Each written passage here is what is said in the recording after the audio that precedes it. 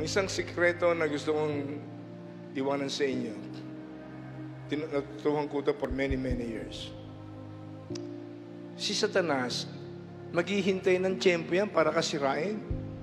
Because Jesus said in John 10:10, "The thief cometh not but to steal, to kill, to destroy. But I came to give life and have it more abundantly." John 10:10. Pero si Satanas, hindi makaka-score sa atin pag tayo may pure heart at sinunod natin ang tamang discipline sa Bible.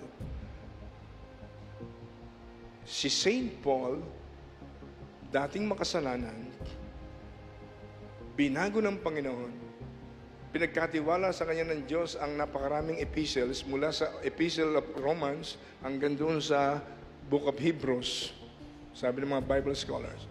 Bakit? Si Saint Paul na-inlove kay Jesus ng sobra-sobra. Nakalimutan na nga niya mag-asawa. At sabi nga niya sa Galatians 2:20, "I am crucified with Christ, nevertheless I live, yet not I, but Christ liveth in me. And the life that I live in the flesh, I live by the faith of the Son of the living God, who loves me and gave Himself for me." Ako'y napako ng kasama ni Kristo. Namatay na akong kasama ni Kristo. Kung ako'y nabubuhay, hindi na si ako. Namatay na si Apology. Ang nabubuhay na lang si Kristo sa akin.